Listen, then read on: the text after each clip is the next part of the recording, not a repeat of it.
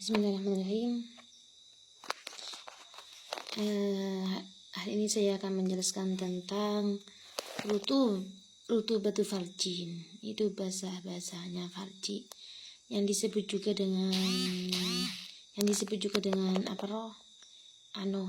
darah putih atau keputihan. Rutubatu farjin ay qabulin al-asahi. Wa yama'un abyadu mutarad itu bainal madi wal iraq. Jadi rutubati farji itu atau yakni gubul menurut qaul aso adalah maun, air yang putih yang mimper di antara madi dan keringat. Mimper itu ragu. Air yang putih mutarad itu bainal madi wal iraq. Ragu apakah keringat, apakah madi itu. Apakah keringat, apakah madi. Mutarodi itu mimper. Mimper itu apakah ragu apakah keringat, apakah madi. Di sini ada tiga hukum. Ada tiga hukumnya. Dan rutubatu farjin atau keputihan atau darah putih atau bahasa-bahasanya kubul itu ada tiga hukum. Hasil ma dzakarahu asy-syarih fiha annaha thalathatu aqsamin thahiratun qat'an. Ialah kesimpulannya syarah menjelaskan bahwa rutubatu farjin itu ada tiga. Rutubatu farjin itu bahasa-bahasanya kubul, yang itu darah putih atau keputihan. Itu ada tiga perkara. Ada tiga hukum. Satu, tohir secara suci secara pasti. Yang mana itu yang disebut Yang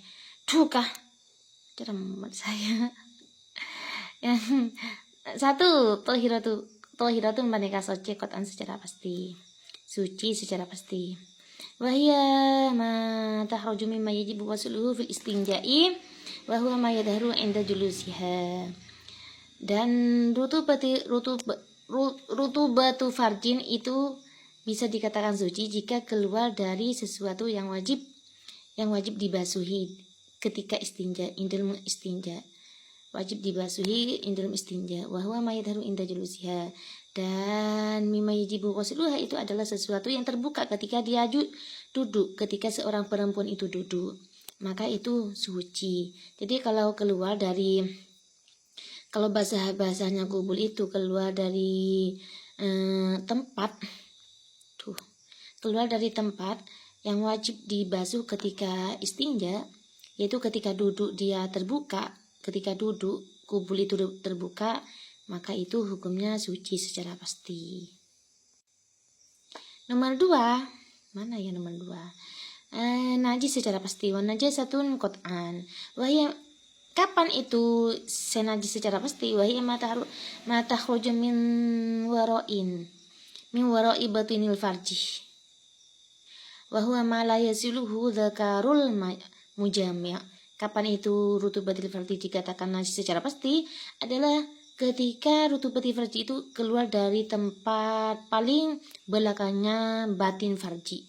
Berarti paling dalam lah, kayak dari rahim dah, keluar dari rahimnya perempuan. Yang mana wa ma la yasluhu dzakar mujami, yang mana tempat itu tidak bisa dijangkau oleh dzakarnya suaminya ketika berjima dan nikah. Ini betul nih Gona. Ya gitu. Terus watahiratun al-asahi, dan suci menurut qaul aso, menurut maqabilul aso najis. Kapan sesuci yang ada hilaf ini? Hilaf ya. Kapan yang ada hilaf ini? Yang ada hilaf ini yaitu wa yamma tahruju mimma la yajibu wasluhu wa yasiluhu dzakarun mujami.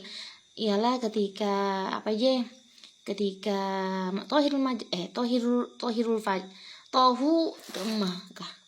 rutubatu farji itu ketika keluar dari mana ya? Dari tempat yang tidak wajib dibasuh Yang mana mislu dzakar mujami, yang mana dzakarnya seorang suami itu ketika jamak nyampe ke tempat tersebut. Maka ini ada hilaf. Ada yang bilang suci, ada yang bilang tidak suci, tidak neko.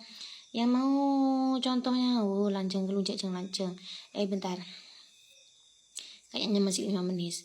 Contohnya suci secara pasti ya. Adalah sesuatu adalah rutu batu farjin yang keluar dari tempat yang mana itu wajib dibasuh ketika istinja. Contohnya gini, ada seorang perempuan yang sebelumnya tidak terkena penyakit keputihan. Kan ada perempuan keputihan ya.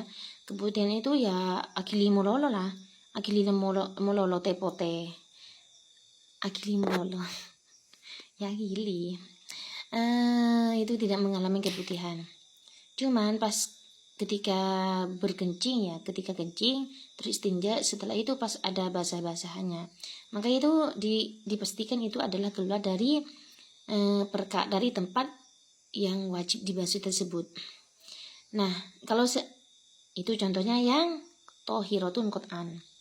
Terus yang nanti secara pasti adalah wahiyya ma takhruju min wara'i batinil farji wa huwa ma la yasiluhu dzakar mujami.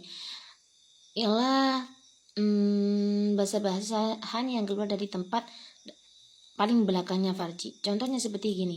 Ada orang perempuan mengalami keputihan. Itu keputihan pastinya keluar dari dalamnya farji keputihan. Keputihan itu seperti orang yang baru haid.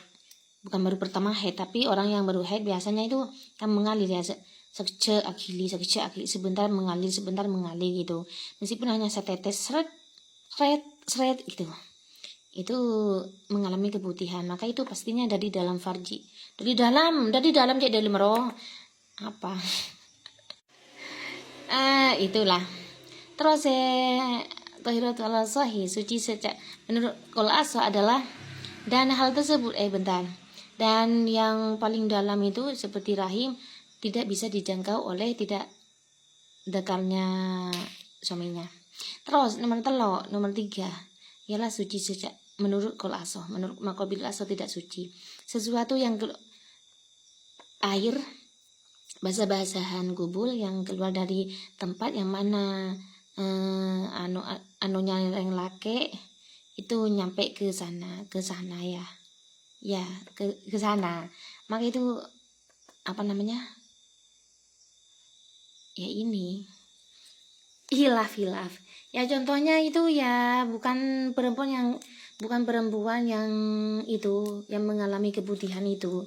Kalau mengalami keputihan itu kan dipastikan dari dalam itu. Kalau mengalami keputihan itu ya terus mengalir lah alih-alih kayak darah haid itu, darah baru haid baru pertama haid itu kan alih-alih minta ngangguhi pembalut. Ya udah, semoga bermanfaat. Jadi ada 3 ya keputihan itu hukumnya.